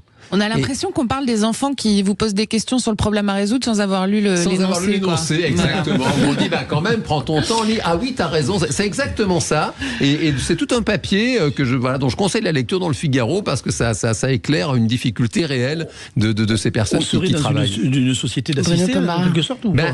Oui, en tout cas, il y a une si vous voulez, manifestement, dans la formation censée être professionnalisante, l'accent n'est plus suffisamment mis sur l'autonomie. Voilà, c'est un fait qu'on a des personnes qui ont des bons diplômes, qui sont intelligentes, c'est pas le problème, mais elles sont de moins en moins autonomes. Elles sont en permanence, effectivement, en demande d'assistance, en demande d'aide, même lorsque ça n'est pas justifié. Et le management peut. Il y a une dame qui explique, elle a des horaires, elle arrive à 8, elle travaille dans un cabinet d'avocats, elle a une petite équipe à gérer, elle arrive à 8h30 le matin, elle part à 21h parce qu'elle dit j'ai pas le temps de bosser, je suis sollicité tout le temps pour des choses futiles. Et c'est bien comme ça, elle évite les embouteillages. Non, mais c'est terrible. Non, mais j'en mets une louche parce que ça veut dire qu'il n'y a plus de vie. C'est dur. Non, mais il n'y a plus de vie. Mickaël Sadoun. Je suis absolument d'accord avec Jean Dorido. Pour travailler avec des entreprises de toute taille dans mon activité, je ressens que la difficulté number one d'une entreprise, c'est le management, c'est les ressources humaines, c'est le recrutement. On se rend pas compte des difficultés des entreprises à recruter des gens, non pas forcément qui ont fait Polytechnique, mais déjà des gens qui sont carrés, réguliers dans leur travail, qui arrivent à l'heure, qui sont pas insultants vis-à-vis du management, qui profitent pas, etc. C'est déjà très difficile. Donc, évidemment, je trouve qu'il y a un grand mérite aujourd'hui à être manager. Ça demande beaucoup de sens des responsabilités, et je pense beaucoup de capacité de résilience aussi, parce que on est toute la journée confronté à des demandes parfois émotionnelles, etc. des employés. De l'autre côté, je suis pas non plus à diaboliser l'employé ou le tir au flanc qui ne veut rien faire, etc. Je pense aussi qu'on est dans une époque qui donne peu de sens au travail, qui a de plus en plus de bullshit jobs, que l'amélioration de la productivité dans le travail crée de plus en plus d'emplois qui n'ont vocation à rien du tout en fait, et que ça crée ces situations où les employés finissent par prendre leur travail totalement par-dessus la jambe. Donc d'un côté, respect pour le management, de l'autre, du sens pour les employés. Vraiment. Bruno Pomar. Oui, j'ai rien à rajouter. Je crois qu'on le voit partout, même dans la fonction publique, dans tous les sens. Mais je crois que c'est en même temps la société et l'humain qui a totalement évolué par rapport à ce qu'on a pu connaître il y a 30 ans. Jean Dorido parlait du Covid. Ça marche aussi. Je pense que le Covid a eu un impact, effectivement. Les nouvelles technologies ont changé totalement de méthode de vouloir travailler. Peut-être faire un job pendant 6 mois et puis arrêter. Et voilà, on s'investit plus comme on le faisait avant. Non. Les grandes carrières longues n'existent plus. Et tout ça a une influence, je pense, aussi sur le comportement et cette prise en charge que cherchent systématiquement les ouvriers, les employés de l'entreprise. Et tout ça, ça se reporte effectivement sur les cadres intermédiaires qui ont une pression énorme entre le patron et la base. Et c'est terrible pour eux. Les nouveaux garde-fous de la société aussi, il faut maintenant être plus précautionneux sur sa manière de s'exprimer. Alors, on n'est pas en train de remettre en question. Moi, je trouve ça normal que dans des rapports de pouvoir, il y ait un questionnement sur la manière de s'exprimer, etc. Alors après, il faut quand même se rappeler que toute organisation humaine comporte une certaine hiérarchie. Et cette hiérarchie, il faut la respecter. Il faut qu'elle soit assise sur quelque chose de solide, c'est-à-dire un socle de compétences, des connaissances à transmettre. Je ne sais pas si Jean Dorido sera d'accord avec moi. Je suis 1000 fois d'accord, d'autant plus que pour rebondir sur ce que vient de dire Frédéric Brindel, je le constate auprès de mes étudiants, je donne des cours en école de commerce, des étudiants qui ont 20 ans, je l'entends de la bouche de clients qui sont de vieux managers, si j'ose dire, c'est à quel point il y a une jeune génération qui est très très fragile aujourd'hui, qui est vraiment c'est la génération fragile. Covid aussi. Oui, voilà, ce sont des personnes qui ont été fragilisées et qui sont qui peuvent donner l'impression d'une grande susceptibilité. Ils sont en demande d'autorité aussi, parce que je donne aussi des cours dans une école de communication, et ils aiment. Ils adorent quand vous les engueulez. Un peu plus. Non, mais ils aiment un côté un peu plus hiérarchique où il y a vraiment un socle de savoir. On leur fait comprendre qu'on n'est pas exactement les meilleurs, mais avec de la sympathie évidemment et de l'humanité. Michael Sadoun, vous avez la parole, vous la gardez pour votre tour de table. Vous voulez nous parler du dernier clip contre l'antisémitisme qui a été diffusé par la LICRA avec le soutien d'Arthur, mais quand même été réalisé, je crois, par Arthur. Oui, je crois que l'animateur. Oui, exactement, l'animateur Arthur qui a été impliqué dedans, et je crois qu'il y a eu aussi l'agence de communication Marcel qui était impliquée avec Maurice Lévy dans tout le dispositif. Alors pour vous lancer, j'ai une question qui est, c'est un très beau clip, c'est vachement bien fait, c'est émouvant. Par contre, la vision de la famille juive en question, c'est une famille religieuse, non laïque, assez enfermée sur elle-même et qui est assez contraire à une majorité de juifs laïcs que je connais. Donc on peut se poser les questions. Alors c'est très intéressant. Moi, c'est pas du tout sous cet angle que j'ai abordé, mais c'est vrai qu'en effet, ça donne une certaine perception. Après, il faut dire une chose, c'est que on est d'autant plus mis en risque dans la société que le judaïsme est saillant aussi, puisque c'est à travers l'extériorisation de signes religieux, la kippa, etc. Mais il y a quand même une forme de victimisation. Moi, je suis entièrement d'accord et j'allais l'explorer sous cet angle-là. Alors, d'abord, que montre ce clip? On y voit des familles juives, une famille juive en particulier, adopter de nouveaux comportements à mesure que grimpe le nouvel antisémitisme, ce qu'on comprend à demi-mot dans le clip, puisque vous l'avez dit, il est très bien fait. Donc ce sont des gens qui se cachent pour les pratiques religieuses, qui retirent leur kippa dans la rue, qui changent leur nom sur les applications Deliveroo. Ça, pour le coup, c'est applicable, je pense, à n'importe quelle famille juive, en tout cas qui a un nom un peu saillant. Par exemple, Sadoun. Ah tiens, oui, c'est vrai, je me disais. Vous avez remarqué. Vous avez enlevé votre nom sur les applications, Mickaël? Pas moi, non. Mais j'en connais qui ont changé. Moi, j'en connais qui ont renforcé. Donc, oui, c'est une question de point de vue. Alors, exactement. Alors, c'est un clip émouvant et en plus qui s'appuie sur des comportements réels. Évidemment, je connais ça dans mon entourage. Certains connaissent ça, évidemment. Il y a une recrudescence des actes antisémites de plus de 300% en un an. Mais je souhaitais ajouter 2 appendices à cette vidéo. La première chose, déjà, c'est de dire que toute la France n'est pas hostile aux Juifs. Je n'ai pas envie que les Juifs se sentent dans cette position-là. La majorité des Juifs de France, et les sondages le montrent, ont été dans une position de compréhension vis-à-vis de la difficulté d'Israël à riposter avec une juste mesure aux attaques du Hamas, et en plus sont dans une certaine compassion vis-à-vis des Juifs de France et de la montée de l'antisémitisme que n'importe qui peut observer, ne serait-ce que par les chiffres. La deuxième chose, c'est que j'ai envie de dire à la communauté juive de France de ne pas succomber, je dirais, à une posture, je sais que c'est difficile de dire ça aujourd'hui, mais de succomber à une posture victimaire. Je me faisais fort d'être dans une communauté qui se levait, se battait et ne s'enfermait pas dans cette posture de victime et de faiblesse, et je souhaite que ça continue. La France et les Juifs ont beaucoup de belles choses en commun, un immense passé, depuis Rachi au XIe siècle qui commentait le Talmud en vieux français jusqu'à Albert Cohen, en passant par, je ne sais pas, par Darius Milhaud ou Léon Blum. Il y a une belle histoire en commun et j'espère qu'elle se prolongera, et pour ça, il faut se battre. Il faut changer de point de vue aussi un petit peu. Une réaction autour de messieurs, Jean Dorido, Bruno Pomar? La réaction, c'est quand même, comment dire, il y a vraiment l'antisémitisme, c'est vraiment un symptôme. Quand ça progresse, c'est que la société tout entière va vraiment mal sur plein d'autres sujets. Et c'est vraiment plus que jamais important de rester vigilant. Je veux pas vous faire enfoncer les portes ouvertes sur la bête immonde, mais enfin c'est vrai qu'elle peut arriver d'un côté d'où on ne s'y attend pas. On le voit aujourd'hui. On sait quand même, on voit qu'il y a un antisémitisme d'extrême gauche qui a toujours existé. L'antisémitisme d'extrême gauche, il y a une tradition aussi à l'extrême gauche. Et là, on a cette espèce de retour comme ça du refoulé, comme aurait dit Lacan, qui est assez effrayant, et c'est hyper important, plus que jamais, de rester ultra vigilant et solidaire sur cette question essentielle. C'est pour ça qu'il y a un travail énorme à faire en termes de pédagogie sur ce sujet-là, parce que voilà, c'est pas tout de dire les Français sont antisémites ou pas, ce qui est pas vrai d'ailleurs. Je le pense pas. C'est une minorité effectivement qui entretiennent ça à travers évidemment certains partis politiques qui appuient là-dessus, mais je crois qu'il y a un véritable travail de pédagogie à mener chez les plus petits, dans les écoles, partout évidemment, pour éviter ces dérives, parce que ça peut aller très loin. Et on n'est pas à l'abri d'autant que chez les plus petits, chez les ados aussi. Moi j'ai ma fille qui était en troisième cette année. Quand ils ont abordé la Shoah, elle a entendu des choses. Mais papa, mais pourquoi ils critiquent comme ça? Non, mais c'est vrai, c'est pour ça que je mets pas en cause totalement ce clip, et en plus, et surtout pas l'engagement d'Arthur qui depuis le 7 octobre, franchement, a été d'une implication. Alors après, irréprochable. Alors il est vraiment engagé dans le débat, on peut le contredire, etc. Mais franchement, franchement, je n'ai rien à lui reprocher de ce point de vue-là. Il s'est mis en danger. Bruno Pomar, vous allez nous parler de quoi dans un instant? Ah, je voulais pas envoyer. Ah bah si, mais je vous pose la question. Un petit teasing en une phrase. Vous l'avez pas envoyé aux auditeurs. Sur la sécurité. Ah bah voilà. Ça surprend. Bruno Pomar, il parle de sécurité. Sur la sécurité de quoi? Ce n'est pas une surprise. C'est obsessionnel chez moi, la sécurité. Des personnalités, celles des VIP. Comment ils sont protégés, nos VIP? C'est quoi les systèmes de sécurité? On va apprendre des choses avec le monsieur qui est un ancien du raid, on le rappelle. Vous restez avec nous. Donc c'est quelque chose qui me passionne parce que j'ai été 36 ans dans la police et que j'ai travaillé beaucoup sur ces sujets-là et je continue à le faire en tant que conseil. Mais vous allez nous raconter ça juste après la pause. Justement, Bruno.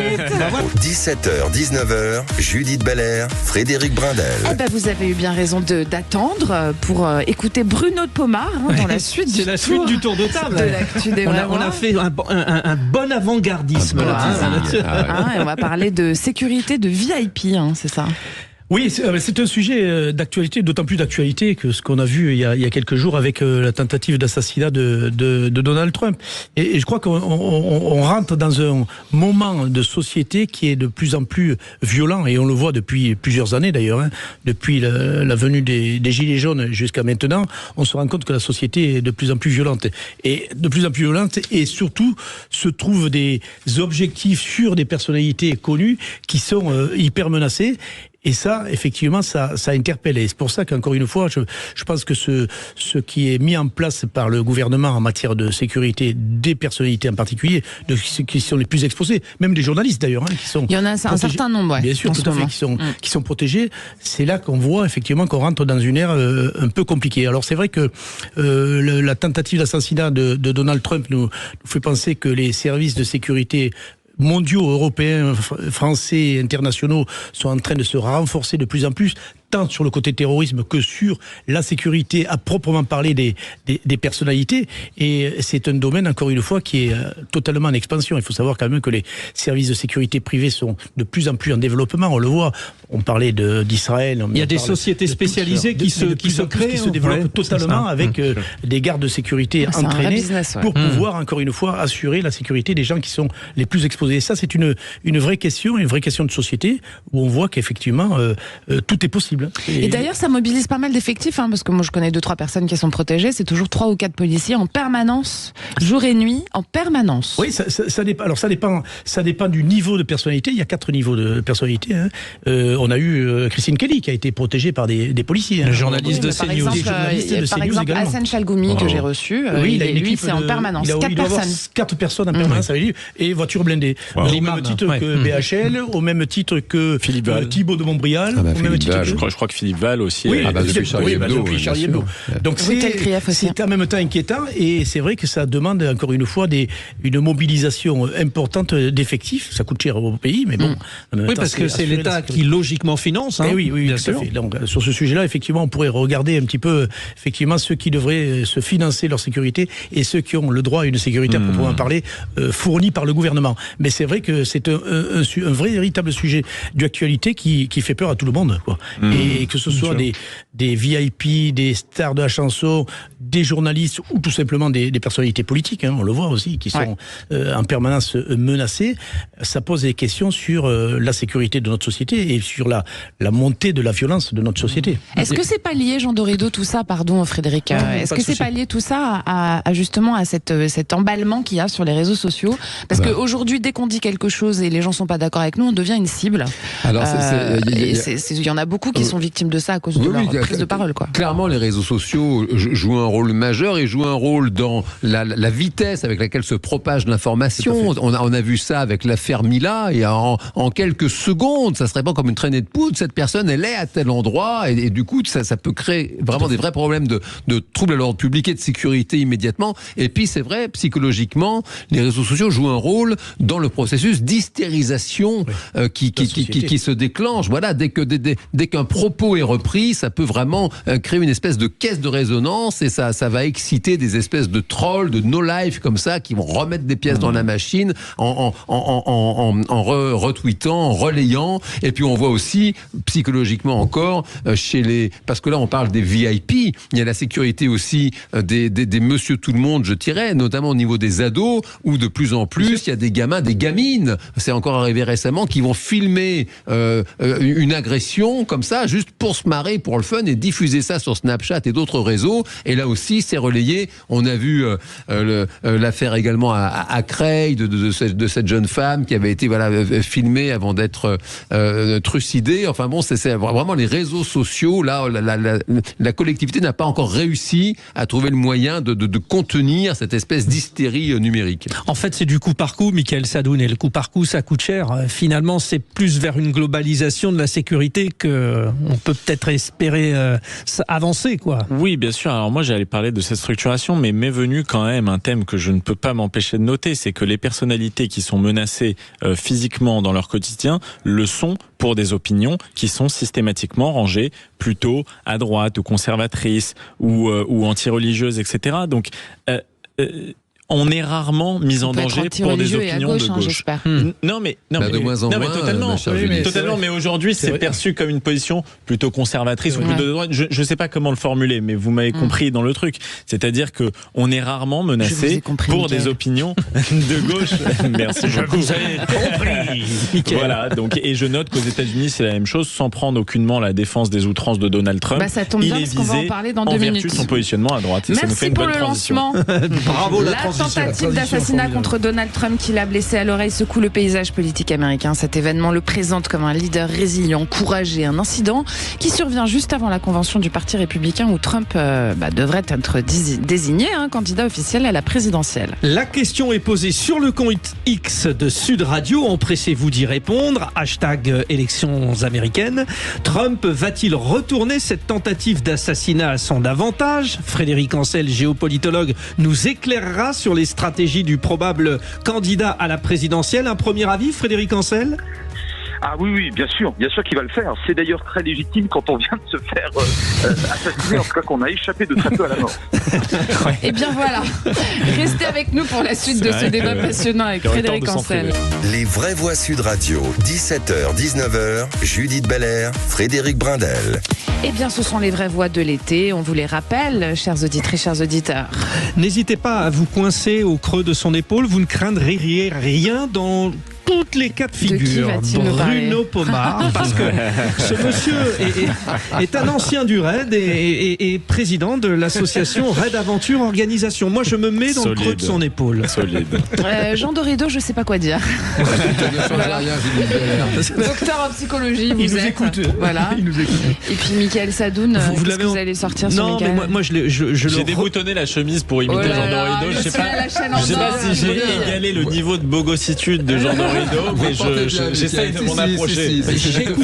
J'écoutais et je savourais Michael Sadoun parce que Michael Sadoun a une éloquence à toute épreuve. Ça tombe bien, c'est le coup de projecteur des vraies voix. Les vraies voix Sud Radio, le coup de projecteur des vraies voix. La tentative d'assassinat contre Donald Trump survenue lors d'un meeting en Pennsylvanie où il a été blessé à l'oreille par un tir de fusil automatique a eu un impact majeur sur le climat politique américain. À quelques centimètres, millimètres près, il ne serait plus là.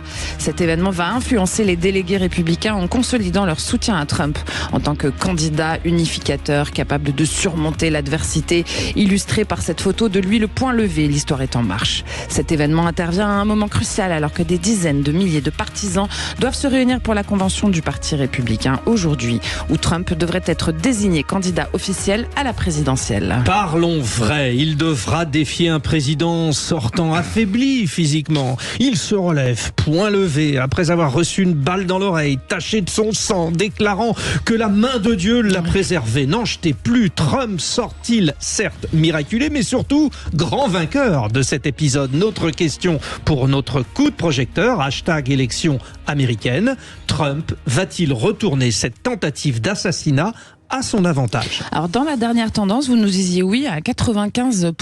C'est assez clair. Ouais. Ah oui, c'est assez modéré. Alors pour en parler, on est avec Frédéric Ancel. Frédéric Ancel, vous êtes géopolitologue, professeur à Sciences Po et vous êtes aussi auteur du livre Les voies de la puissance chez Odile Jacob. Bienvenue. Alors Frédéric Ancel, une première question. Alors dans ces cas-là, quand on dit bienvenue, on dit merci, hein, Frédéric. Alors c'est ce que j'ai dit, mais manifestement vous ne m'entendez pas. Mais c'est ça qui est drôle, Frédéric. C'est pour ça que je me suis permis de vous brancher.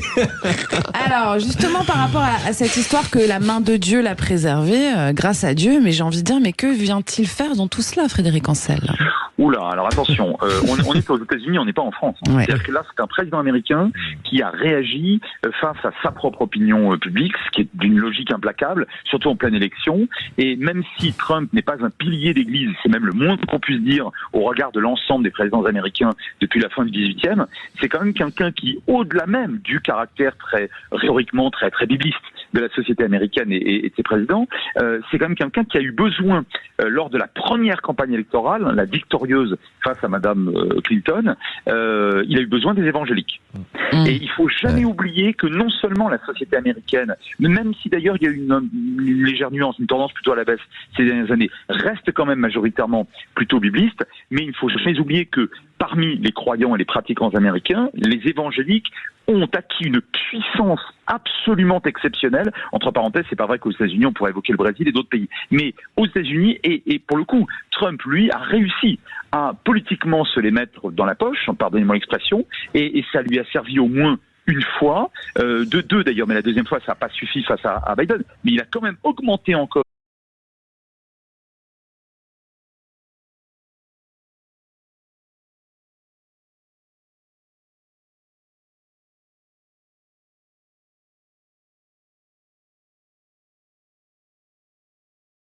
on s'en souvient, son score, notamment grâce à ces gens-là. Donc vous imaginez bien qu'au moment où, alors je ne dis pas qu'il n'est pas sincère, mais qu'au moment où il vient d'échapper à la mort, il se sent la volonté, l'obligation, que sais-je encore, ou l'émotion de dire quelque chose.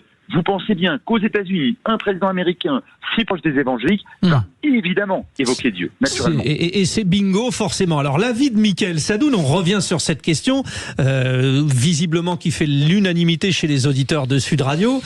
C'est gagnant tant que ça, Mickaël Sadoun ? Ah bah oui, moi je pense que c'est gagnant, d'autant plus que sincèrement, ça n'est pas juger des opinions politiques de Trump que de dire que la réaction qu'il a eue à ce moment-là était purement surhumaine. Enfin, je confesse que je ne connais personne qui aurait eu une telle réaction. On a l'impression, on a le sentiment qu'il a senti le coup politique et communicationnel immédiatement et qu'il s'est dit, et justement on le voit dire à ses gardes, attendez, et il lève le poing comme ça. Alors désolé de vous dire qu'à 75 ans passés, quand on vient de 78, impressionnant, quand on vient de se faire tirer comme ça à l'oreille, de se relever comme d'un seul homme et de dire continuez, on combat, etc. Franchement, je trouve ça extraordinaire. Alors, voilà, je ne sais pas vous dire plus. Ça, c'est la communication et la psychologie, alors, Jean Dorido. Alors, la psychologie, alors là, pour le coup, on ne peut pas savoir à l'avance comment une personne va réagir dans une situation extrême comme ça. C'est pour ça qu'on fait de la psychologie expérimentale. On met les gens en situation. Et typiquement, je rejoins Mickaël, Donald Trump, je veux dire, quel que soit ce qu'on pense de lui politiquement, il a eu une réaction absolument de héros. Et en plus, il a quand même, c'est un fait, il a le physique de l'emploi. Le type, je sais pas, il mesure 2 mètres, il est immense, et il a effectivement cette réaction avec. Il y a une photo que j'ai vue sur Twitter où on le voit, il y a la bannière étoilée derrière. On le voit le poing levé comme ça. Et j'ai vu cette vidéo en plus parce qu'on a les images maintenant et on voit cette vidéo et il commence à dire fight, et on a tout le public qui le reprend. La question, va-t-il retourner ça? En fait, la réponse, il a déjà mécaniquement la situation se retourne à son avantage. Frédéric Ancel, il se met aussi à utiliser des termes qui sont les termes du camp démocrate, notamment le terme unifié. Alors lui, il veut unifier autour du miracle. Grosso modo, il est en train de lessiver le programme démocrate un peu aussi, non? Oui, c'est une façon d'être politiquement intelligent. C'est-à-dire que là, il peut se payer le luxe ainsi, ce qu'il ne s'est jamais payé jusqu'à présent, de jouer au centre. Quand on a vécu ça, on peut aller brouter dans le jardin du voisin sans aucun problème. Et si vous voulez, il est en train de repousser dans leur retranchement les démocrates, alors qui seraient bien inspirés. Certains le font déjà d'ailleurs, notamment parmi certains un peu collègues universitaires, mais de rappeler que après tout, Donald Trump, au moins sur le plan rhétorique, c'est quand même pas le dernier à avoir accepté, voire encouragé une forme de violence politique ces dernières années. Bon, ça, c'est quelque chose qui se dit de plus en plus souvent. Mais je pense que ça suffira pas le 5 novembre. Et il leur reste autre chose, c'est ce qui correspond au substrat électoral fondamental des Américains depuis toujours. C'est certainement pas les affaires internationales, c'est l'économie. Et l'économie, globalement, elle marche plutôt bien. Sauf que le ressenti qu'on retrouve exprimé dans les sondages, il n'est pas celui-là. Mais je crois que c'est à peu près tout ce qu'il leur reste aux démocrates, si peut-être des questions sociétales comme l'avortement. Mais fondamentalement, aujourd'hui, pour vous répondre d'un mot, là où on retrouve l'animal politique, au-delà de l'émotion bien légitime qui est la sienne, c'est vraiment effectivement maintenant de pouvoir jouer l'unité, l'apaisement et de jouer au centre. Alors, parmi nos vraies voix ce soir, on les avait réservées depuis un petit bout de temps, ces vraies voix, mais on s'est dit, tiens, ça tombe bien avec l'actualité, il y a Bruno Pomar, ancien du RAID. Alors, on ne peut pas occulter cette question. Ça paraît quand même surprenant de voir qu'un homme aussi facilement a pu se présenter aussi proche du candidat Trump et de lui tirer dessus, Bruno. Oui, un véritable sujet sur la sécurité évidemment de ce meeting, mais je pense que l'enquête du FBI et des services secrets va nous donner quelques informations, ça va prendre du temps je pense, mais effectivement oui, il y a eu un bémol, il y a eu un loupé, il y a eu un trou dans la raquette, même on peut le dire, compte tenu du contexte. Comment un homme peut se positionner à 130 mètres d'un lieu aussi stratégique où l'ancien président se présente avec une arme d'épaule et pouvoir ensuite être capable de sniper le président. Ouais, il y a de véritables questions, mais la question, en soi, elle est simple et la réponse elle pourrait être tout aussi simple. Et je pense que le verdict sera sans mesure. C'est-à-dire que le travail du Secret Service qui a été admirable, on l'a vu. D'ailleurs, même Trump s'est permis un petit peu d'outrepasser ce qu'il ne devrait pas faire. Parce que normalement, il doit rester à terre. Voilà, et surtout que le Secret Service, il faut savoir que dans le métier, à la différence de la France, le Secret Service est censé prendre le dessus sur le protocole. C'est-à-dire que le président des États-Unis doit subir sa sécurité quand c'est nécessaire. Là, visiblement, on a vu Trump qui a réagi avec cet instinct d'animal qu'il a, de bête humaine, en disant « Waouh, je prends ça psychologiquement, j'ai pris un coup, mais là, il faut que je me relève. » Et là, les services de sécurité ont eu quelques problèmes à assurer sa sécurité, parce qu'il aurait pu avoir un deuxième tireur. Deuxième élément à prendre en compte, c'est également la présence de ce sniper, je le disais, avec les équipes de contre-sniping qui étaient là et qui ont mis du temps à réagir. Ce qui veut dire qu'en termes d'organisation générale, il y avait un véritable souci, c'est-à-dire l'amalgame de plusieurs services de police qui n'ont pas fonctionné de la bonne façon. Et alors justement, j'ai vu une vidéo, alors il faut toujours vérifier sur les réseaux sociaux si c'est bien vrai ou si c'est pas fake. Oui, c'est la base. D'un sniper à un moment qui se recule, il a le type à côté de lui qui regarde tout le champ, le sniper est dans sa lunette, et on le voit, il y a un mouvement de recul à un moment, il revient, et avant de revenir, comme s'il était surpris, et on se dit, bon, c'est étrange, le type est quand même surentraîné à réagir tout de suite. C'est vrai, vous savez, c'est compliqué entre l'entraînement et les drills répétés des situations et puis le vivre en réel, c'est encore, même si ces gens-là sont entraînés, vous êtes psychologue, vous vous doutez bien que c'est pas facile de se faire du discernement, de se dire c'est un ennemi, est-ce que je le neutralise ou pas, est-ce que je le tope pour le neutraliser. Et on a vu que au moment du tir, le sniper a été surpris et hop, il a repris la visée pour le neutraliser. Donc situation complexe, je trouve ça très intéressant. En tout cas, c'est du pain béni pour le complotisme quand même. Oui, c'est ça, évidemment. On a dit qu'il a exprès pour. J'allais dire ça. C'est très intéressant. Évidemment, c'est une image historique. Et toutes les images historiques dans l'histoire de l'Amérique, que ce soit le premier pas sur la Lune ou le 11 septembre, on nourrit nécessairement à partir de fragments de vidéos qui duraient quelques secondes un nombre de théories du complot faramineuses. Kennedy aussi, évidemment. Et on voit déjà l'abondance de théories du complot. Est-ce que c'est organisé par les services secrets? Comment est-ce qu'on a laissé cet homme-là sur le toit alors que tout le monde le dénonçait depuis 1 ou 2 minutes, avec parfois des vidéos qui montrent le show montrant Trump d'un côté et de l'autre ses partisans qui montraient cet homme qui était sur le toit. Après, évidemment, la véridicité des vidéos. Moi, personnellement, j'ai tendance à préférer, comme dirait Michel Rocard, la bêtise au complot, parce qu'il disait la bêtise est très répandue et le complot demande un esprit rare. Vous avez cité Michel Rocard. Ancien Premier ministre socialiste. Alors, pour changer un petit peu de sujet, Jean Dorido, je vais vous poser la question à vous, parce qu'il y a aussi une scénographie familiale chez les Trump qui est très importante. Et elle avait un peu disparu. On voyait plus trop Ivana, Ivanka, tout ça, elles avaient disparu. Et bien là, réapparition. Ivana, Ivanka, déjà, sa fille. Sa fille, voilà. Parce que je les connais pas, c'est pour ça, dites-nous. Donc il y a ces 2 filles.